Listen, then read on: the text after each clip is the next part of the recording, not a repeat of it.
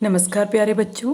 हम निराला जी द्वारा रचित उत्साह और अटन है ही कविता का प्रश्न अभ्यास प्रारंभ कर चुके हैं और हमने देखा कि हमने 3 प्रश्न जो है हल कर लिए हैं प्रारंभ के, और आज हम चतुर्थ प्रश्न से प्रारंभ करेंगे।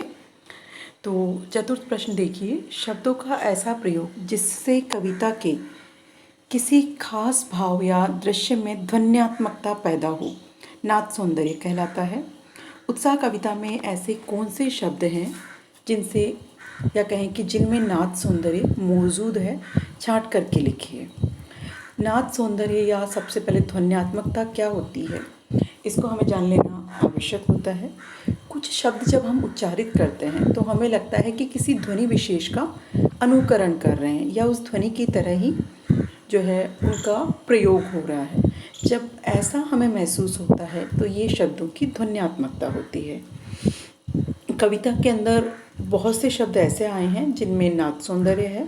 अगर हम कहें कि काव्य पंक्ति कहें तो आप इसमें लिखेंगे जैसे कि घेर घेर घोर गगन धाराधार धाराधर ओ, ये लाइन पूरी नाद सौंदर्य से युक्त है।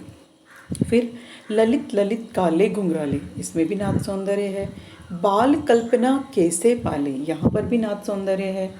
और विकल विकल उन्मन थे उन्मन, ये तो एक कहें कि हमें पंक्ति का एक छोटा भाग कह सकते हैं, उसमें हमने नाद सौंदर्य मिल रहा है।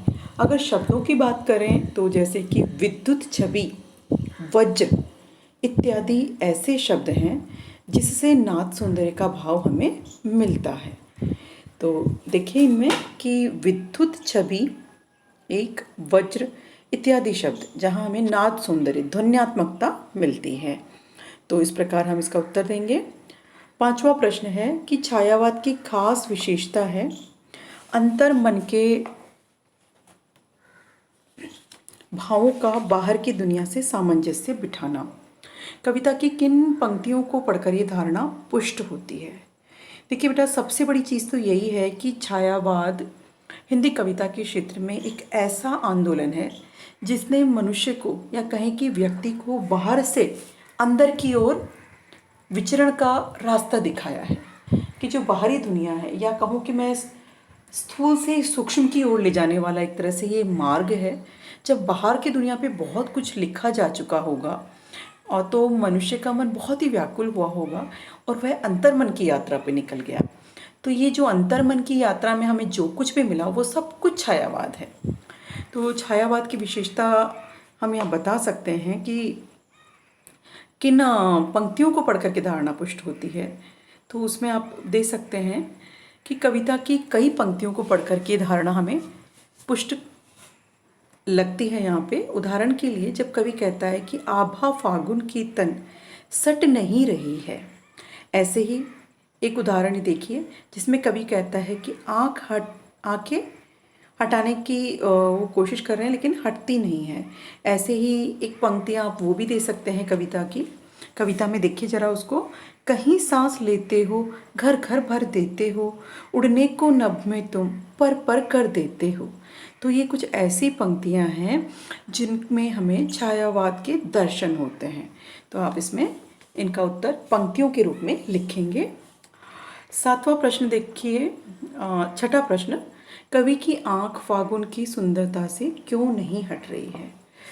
बेटा, आपको सब पता है कि सभी जानते हैं हम कि फागुन का महीना आता है, वो होती है वसंत ऋतु। और वसंत ऋतु जो है ऋतुराज मानी जाती है क्योंकि इसमें प्रकृति एक नव यौवना की तरह श्रृंगार करके हमारे सामने होती है। पतझड़ बीत चुका होता है और चारों तरफ हरितिमा और लालिमा युक्त प्रकृति हमारे समक्ष होती है। तो इसमें आपको यही बताना है कि इस समय जो मौसम होता है या कहें कि वातावरण होता है मतवाला और मस्त शोभा बिखेरने वाला होता है। और यह शोभा कवि के तन मन में भर गई है, उसकी सुंदरता को निहारता रहता है, लेकिन उसकी चाहकर भी आंखें उस जगह से हटती नहीं हैं। तो यहाँ उत्तर देखिए कि फागुन की सुंदरता इतनी गजब है कि कवि के न चाहते हुए भी उसकी आंखें उस पर से हट नहीं रही है। ऐसा अक्सर होता है जब हम किसी अत्यंत खूबसूरत चीज़ या व्यक्ति को देखते हैं तो हमारी आंखें उस पर जैसे अनंत काल के लिए टिक जाती है। तो इस प्रकार से हम इन प्रश्नों के उत्तर लिखेंगे। धन्यवाद।